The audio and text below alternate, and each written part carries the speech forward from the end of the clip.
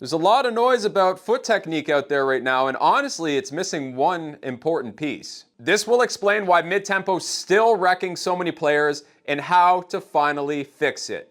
Mike Mangini said this: You end up playing the slower notes with the technique that you need to play faster. And full transparency, that one line explains why so many drummers completely fall apart between 130 and 170. Your footwork feels solid when it's slow. You might even hit higher tempos with bursts of ankle technique.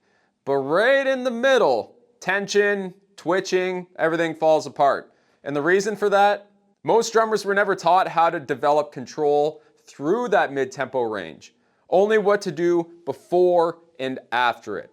And in this video, I'll break down exactly why that happens and how Mangini's insight backs it up, and how my students fix it using the hybrid technique, a biomechanical system that bridges the full leg and the ankle technique so that way your footwork stays clean, consistent, and relaxed across the entire tempo range. Now, most systems teach you this.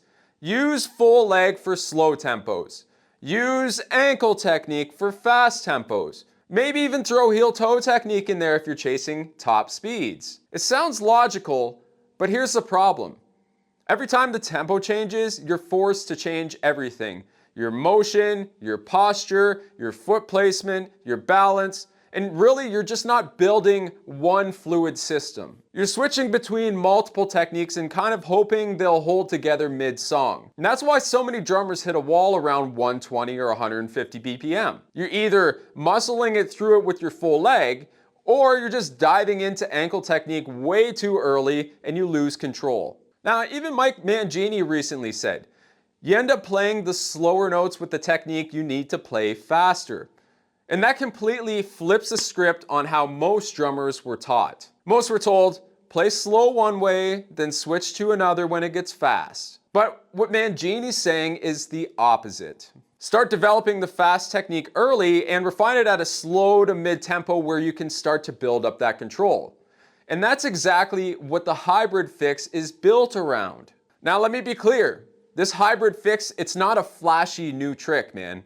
It's the missing biomechanical bridge between full leg and the ankle motion. And so it's really how you move through 130 to 170 without having to switch techniques, to second guess, or to even just collapse under tension.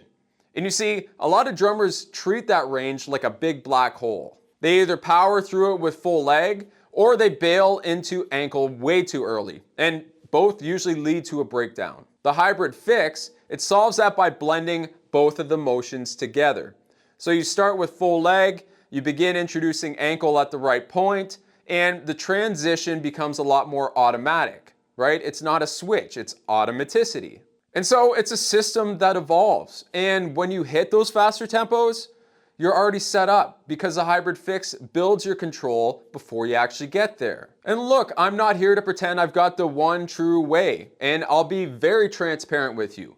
I've suggested heel-toe above 220 BPM because I don't personally play ankle technique up past those speeds. Not because it doesn't work, but because I've never shifted my focus to there, and I've never really needed to rely on it in my own musical situations. Could I chase it now? Sure, if I put effort into it. But I've always taught what I've tested, refined, and really used under real-world pressure. And at the same time, I'm also a student first. That's why I spend time studying with drummers like my good friend Alex Cohen, to sharpen my understanding, improve my system, and to keep growing. And so if something I said in the past wasn't fully dialed in, I went out, I learned from the best, and I leveled up. That's the difference between posting surface level tricks and building a biomechanical system that actually solves the mid-tempo problem. Now, I've worked with touring drummers, passionate hobbyists, and drummers who've tried every foot technique they could find on YouTube, whether it be heel up, heel down, swivel, ankle technique, heel toe, you name it. But almost all of them hit the same wall between 130 and 170, and that's where everything fell apart. Once we introduced the hybrid fix, things actually changed. So their motion smoothed out, their tempo started to climb, Their left foot caught up and they just stopped switching between techniques every 20 BPM just to survive a song. This isn't theory. It's not another trick. It's actually been tested, it's been proven, and it works.